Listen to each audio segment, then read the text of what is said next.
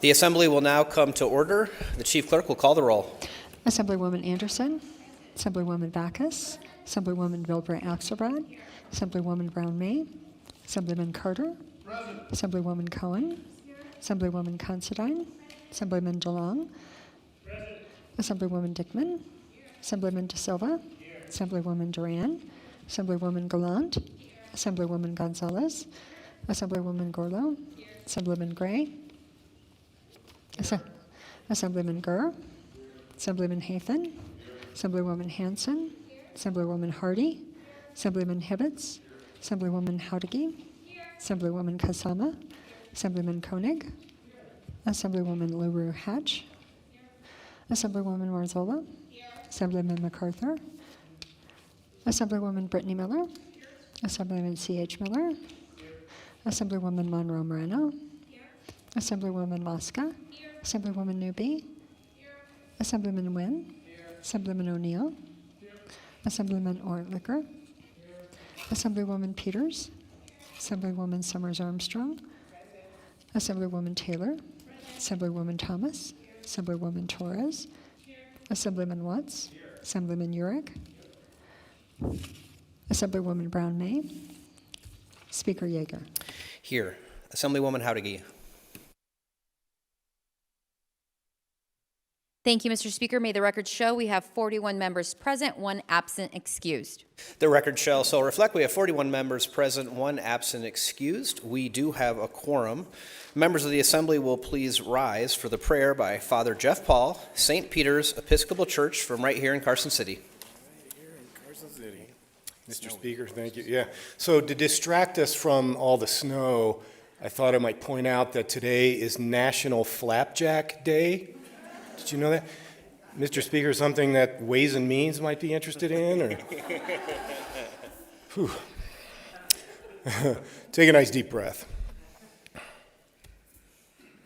Faithful God, let something essential happen here today. Let this assembly be a sign of tomorrow's hope already here, when with the world which hungers for your justice and peace, we shall come together singing your name as our own. Let something essential happen here today. We invoke blessing and protection upon this assembly and upon all who work herein. And the people said, Huzzah. Boom. Please remain standing for the Pledge of Allegiance. I pledge allegiance to the flag of the United States of America and to the republic for which it stands, one nation, under God, indivisible, with liberty and justice for all.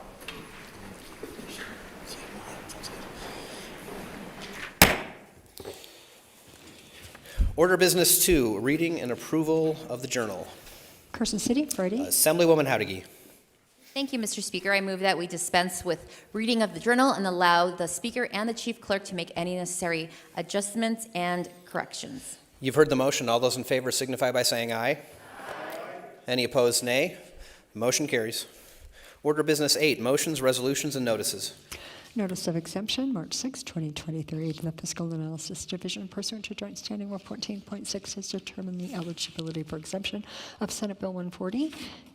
March 7, 2023, the Fiscal Analysis Division, pursuant to Joint Standing Rule 14.6, has determined the eligibility for exemption of the Senate Bills 9-145, Wayne Forley. Fiscal Analysis Division. Order business 9, introduction, first reading, and reference of bills. Assembly Bill 250, introduced by Assemblywoman Considine and Anderson, an act relating to healthcare, prohibiting certain actions relating to pricing and reimbursement for certain drugs, creating a cause of action for violating such prohibitions, requiring certain entities to maintain a registered agent and office in the state, and providing other matters properly thereto. Assembly Bill 251, introduced by Assemblyman Nguyen et al., Senator Nguyen, an act relating to pharmacy, revising requirements governing language in which certain information relating to a prescription must be provided to a patient, and providing other matters properly thereto. Assembly Bill 252, introduced by Assemblywomen Cohen and Brown-May, an act of the governmental administration creating the account for improving access to state museums for persons with disabilities in the State General Fund, revising the membership of the Board of Museums and History, requiring the administrator of the Division of Museums and History of the Department of Tourism and Cultural Affairs to develop and maintain an internet website related to institutions of the division and ensure that the internet website is accessible to persons who are blind or visually impaired, authorizing the administrator to authorize or require a museum director of an institution of the division to establish certain procedures that enable the accessibility of the exhibits in the institution to persons who are blind or visually impaired, requiring the Legislative Committee on Senior Citizens, Veterans, and Adults with Special Needs to study during the 2023-2024 interim any issues that exist that limit the ability of persons with disabilities to access the institutions of the division and providing other means properly in there too. Assembly Bill 253, introduced by Assemblyman C.H. Miller, an act relating to cannabis, providing for the licensure and regulation by the Cannabis Compliance Board of certain events at which the sale and consumption of cannabis or cannabis products is allowed, setting forth certain requirements for the issuance of a cannabis event organizer license, temporary cannabis event permit, and portable cannabis vendor license, setting forth certain requirements concerning the operation of a temporary cannabis event, imposing various requirements on cannabis event organizers and portable cannabis vendors, revising provisions relating to social equity applicants, requiring the board to adopt regulations establishing certain fees, revising provisions relating to the consumption of cannabis in a public place, revising provisions relating to the excise tax on retail sales of cannabis and cannabis products, exempting a cannabis event organizer who holds a temporary cannabis event from certain provisions, prohibiting a person from maintaining a place for the purpose of unlawfully selling, giving away, or using any controlled substance, and providing other measures properly in there too. Assembly Bill 254, introduced by the Committee on Judiciary, an act relating to public safety, authorizing the issuance of an order for protection of a vulnerable adult, providing for the enforcement of such an order, providing penalties for the violation of such an order, providing an additional penalty for committing a felony in violation of such an order, authorizing the issuance of certain warrants and orders in connection with the investigation of a report of abuse, neglect, exploitation, isolation, or abandonment of an older person or a vulnerable person, and providing other measures properly in there too. Assembly Bill 255, introduced by Assemblywoman Cohen, an act relating to adoption, revising provisions governing financial assistance to the adoptive family of a child with special needs, and providing other measures properly in there too.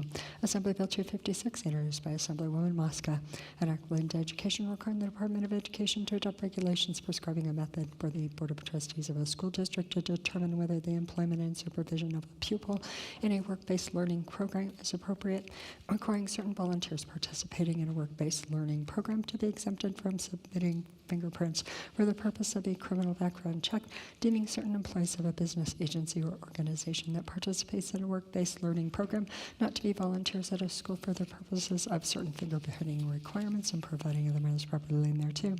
Assembly Bill 257, introduced by Assemblywoman Summers Armstrong, an act relating to forensic medical examinations, requiring the county in whose jurisdiction a domestic violence battery by strangulation is committed to pay the cost of a strangulation forensic medical examination of the victim, authorizing a county to be reimbursed for such costs, and providing other measures properly in there too.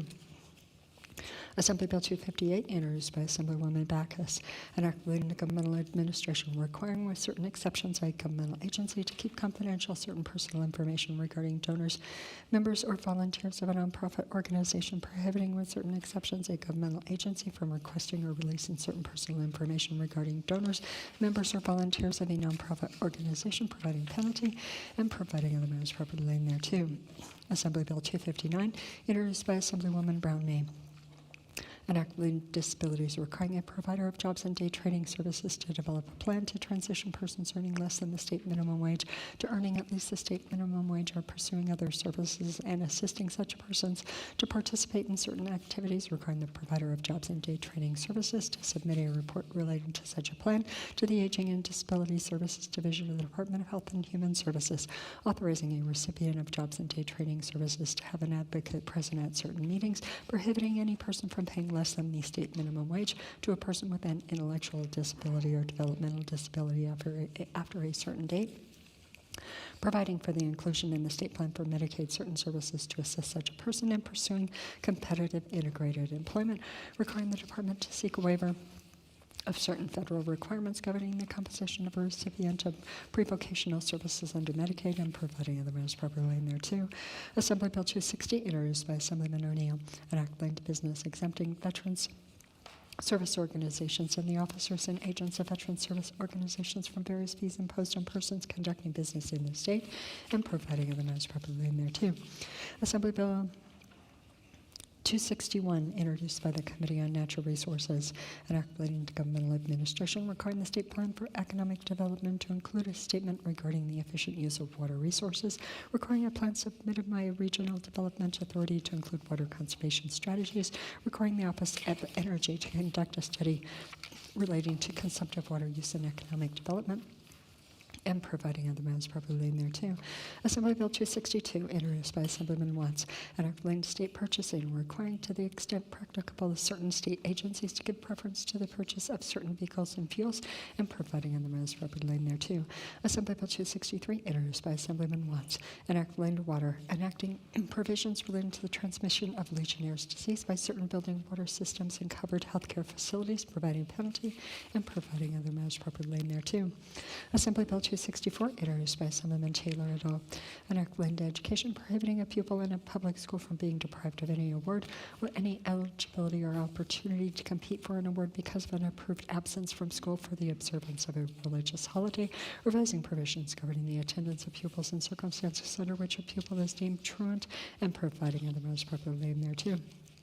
Assembly Bill 265, introduced by Assemblyman Gorlow et al., Senator Wynn, an act relating to mental health, revising the duties of the Commission on Behavioral Health, creating a statewide mental health consortium, prescribing the membership powers and duties of the statewide mental health consortium, revising requirements governing the disbursement of certain money, authorizing each mental health consortium to request the drafting of not more than one legislative measure for each regular session of the legislature, and providing other measures properly in there too.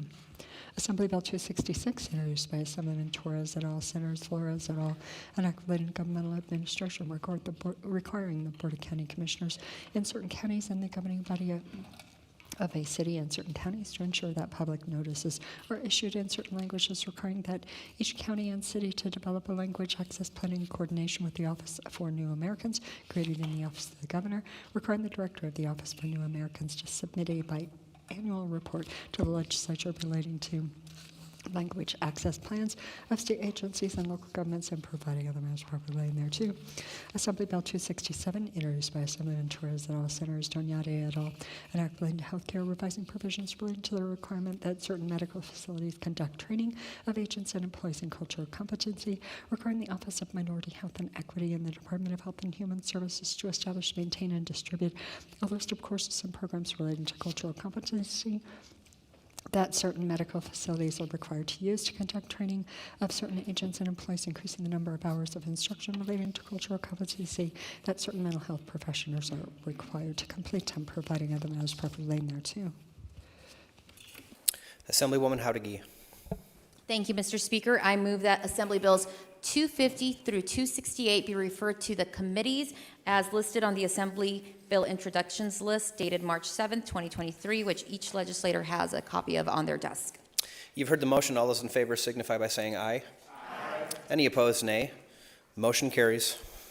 Assembly Bill 268, introduced by the Committee on Ways and Means, an act making an appropriation to the Office of Finance and the Office of Governor for the payment of retention incentives to employees of the Executive Department of the State Government, and providing other matters properly in there too.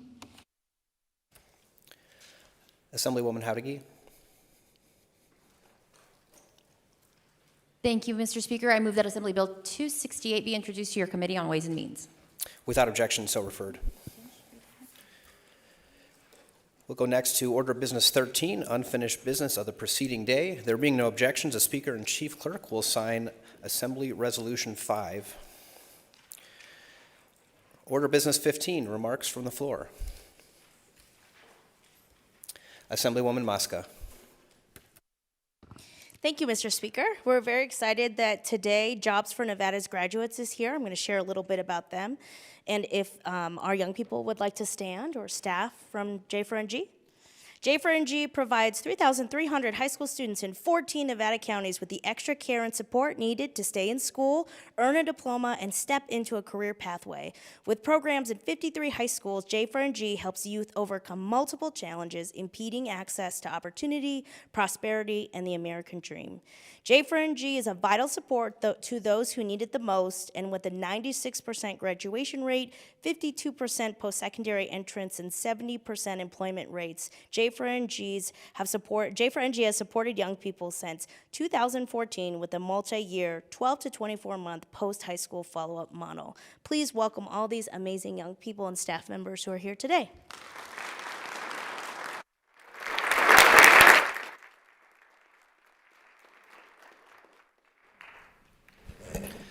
Assemblywoman Bilbray Axelrod. Thank you, Mr. Speaker. This week is Social and Emotional Learning Week. The first thing any educator will tell you is that teaching is not just a job, it's a calling.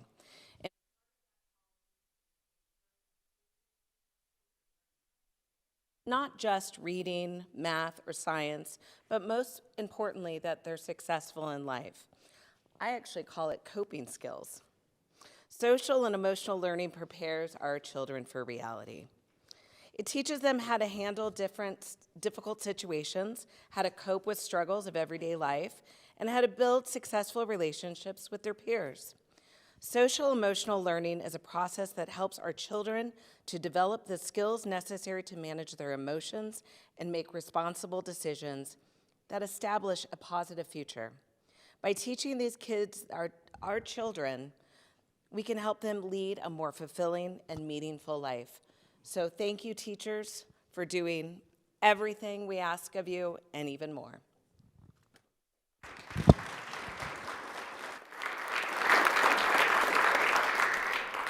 Assemblywoman Miller.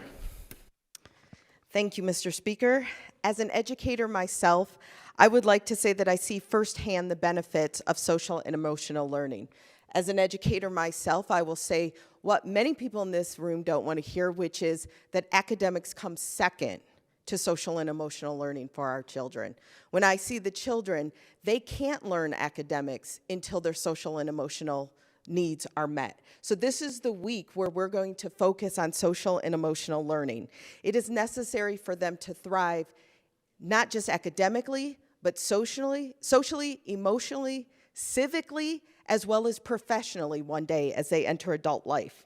It helps them learn to cope with stress, anxiety, other negative feelings and emotions, helps people bond together, create relationships, build trust, and just function as productive, giving, engaging citizens of society.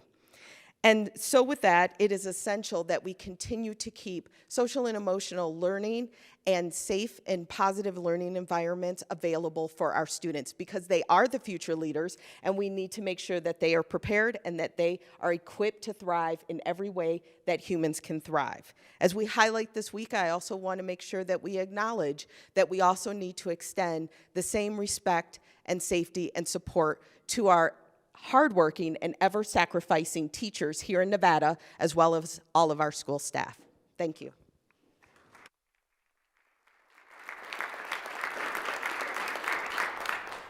Assemblywoman Hanson.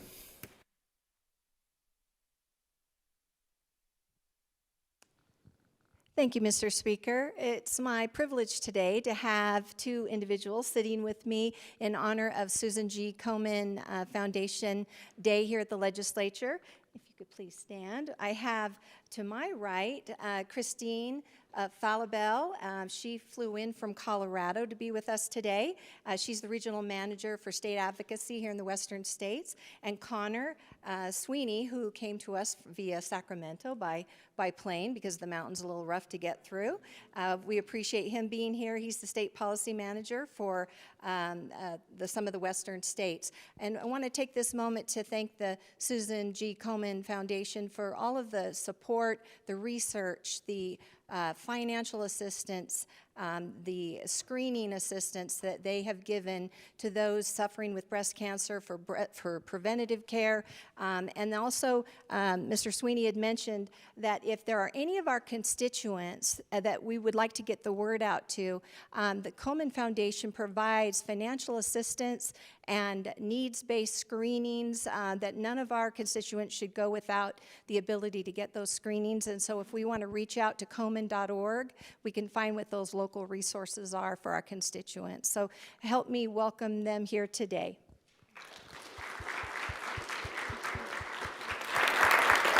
And then, Mr. Speaker, if I might just have a personal indulgence for a moment, I want to stand before you as a proud grandmother of my oldest granddaughter was just elected student body president.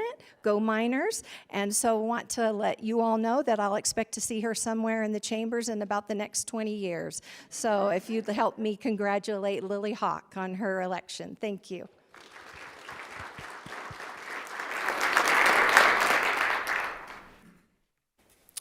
Do we have any other order of business 15? Assemblywoman Howdigy. Thank you, Mr. Speaker. Some announcements for the floor. You all know that today is Job for Nevada Graduates Day at the legislature, so if you see any of the young students, be sure to say hi to them. Today is also Susan Komen Foundation Day at the legislature. There is an Economic Development Lunch and Learn open house from 12 p.m. to 1 p.m., so I think you guys can still make it at Adams Hub. The Las Vegas Police Protection Association is having a reception at Fox's Den from 5 p.m. to 7 p.m. And the AFSCME Retirees Legislative Appreciation Dinner is at the Gold Dust West Casino from 5:30 to 9 p.m. Tomorrow is Developmental Disability Awareness Day at the legislature with activities in room 3100 from 8 a.m. to 5 p.m. And we also have the Nevada Bankers Association Day. Seeing no other business, Mr. Speaker, I move that we stand adjourned until Wednesday, March 8th, 2023 at the hour of 11:30 a.m. Assemblywoman Howdigy has moved that the Assembly stand adjourned until Wednesday, March 8th, 2023 at the hour of 11:30 a.m. All those in favor signify by saying aye. Aye. Any opposed, nay. Motion carries. We are adjourned.